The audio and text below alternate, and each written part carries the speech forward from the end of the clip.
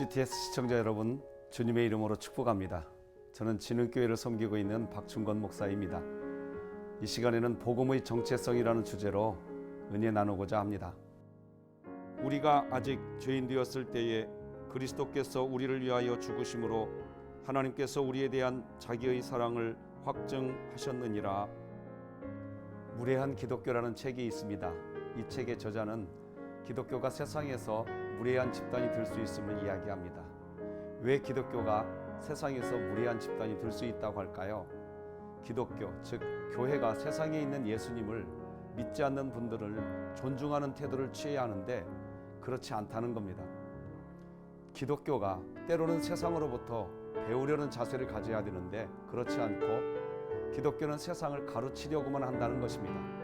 바로 거기에서 기독교는 무례한 종교가 되어가고 있다고 진단합니다. 예수님을 믿지 않는 사람들을 존중해주고 예수님을 믿지 않는 사람들로부터 배우려고 하는 자세, 그것이 기독교가 말하는 은혜의 복음의 핵심인 것입니다. 그런데 우리가 은혜의 복음을 받았지만 마치 구약의 이스라엘처럼 나는 선택받은 사람, 선택받은 은혜의 사람이고 너는 그것을 모르는 단지 이방민족일 뿐이라는 그것과 같은 그런 마음을 갖고 지역에서 복음을 전하고 있다면 그것은 교만한 태도일 뿐이고 그런 태도는 복음을 전하는 태도가 아니라는 것입니다. 그러면 왜 기독교가 세상에 대해서 자꾸 무례한 기독교가 되어갈까요? 몇 년 전에 강원도 어느 지역에서 큰 폭우로 수많은 수재민들이 발생했을 때 기독교에서 나온 말 중에 강원도, 특히 그 비 피해를 입은 지역은 우상숭배가 만연한 곳이기에 하나님이 심판하신 것이다 라고 하는 식의 말들이 난무했습니다. 그렇게 오래되지 않았는데 중국이 기독교를 박해하고 있을 때 중국의 어느 지역에 큰 지진이 발생하자 그때에도 하나님이 기독교를 박해해서 심판하신 것이다, 잘된 일이다, 더 크게 지진이 발생해야 했는데 하나님께서 경고 정도로 그쳤다라고 하는 식의 말로 가득했습니다. 기독교는 이런 식의 태도와 말을 조심해야 합니다. 왜냐하면 이런 식의 태도와 말은 기독교를 스스로 세상에 대해서 무례한 기독교로 만드는 원인이 되기 때문입니다.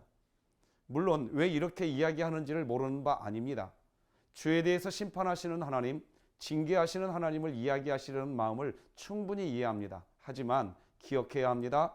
기독교가 즉 교회가 세상을 대하는 태도는 복음을 전하는 자의 태도를 지녀야 한다는 것입니다. 하지만 복음 전하는 사역, 즉 전도 사역을 해보시면 알게 됩니다. 전도 대상자에게 무례하게 할 수 없습니다. 전도 대상자에게 무례한 태도를 취한다는 것은 그들을 전도하겠다는 것이 아니라 그들을 판단하고 정죄하겠다는 것입니다. 교회는 세상에 대해서 소금 역할을 해야 합니다. 교회는 세상에 대해서 빛의 역할을 해야 합니다. 소금이 되고 빛이 되는 것은 소금이 물에 녹듯 교회가 녹아져야 합니다. 촛불이 불을 밝히려면 초 자신의 몸을 녹여야 하듯 교회의 몸을 녹여야 하는 것입니다. 그런데 왜 기독교, 교회는 큰 폭우로 고통당하는 지역의 사람, 수의 지역을 향해서 하나님을 믿지 않기에 하나님이 내리시는 심판이라고 이야기할까요? 왜 하나님이 기독교를 박해해서 심판하신 것이다, 잘된 것이다, 더 크게 지진이 발생해야 했는데 하나님께서 경고 정도로 그치셨다라고 할까요? 바로 그리스도인이 가져야 할 복음의 정체성이 없기 때문입니다.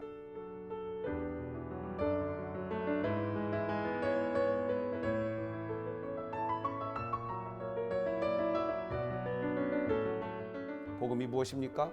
기독교가 말하는 복음은 무엇입니까? 죄인이지만 분명히 죄에 빠져 있지만 그런 우리를 위해 하나님이 예수님을 십자가에 못 박아 죽이신 사랑, 그것이 복음입니다. 로마서 5장 8절, 우리가 아직 죄인 되었을 때에 그리스도께서 우리를 위하여 죽으심으로 하나님께서 우리에 대한 자기의 사랑을 확증하셨느니라. 이것이 복음입니다. 그런데 왜 기독교, 왜 교회는 무례한 종교가 되어갈까요?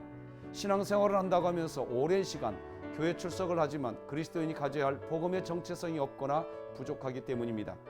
교회가 복음의 정체성을 다시 정립하는 시간이 필요한 것입니다.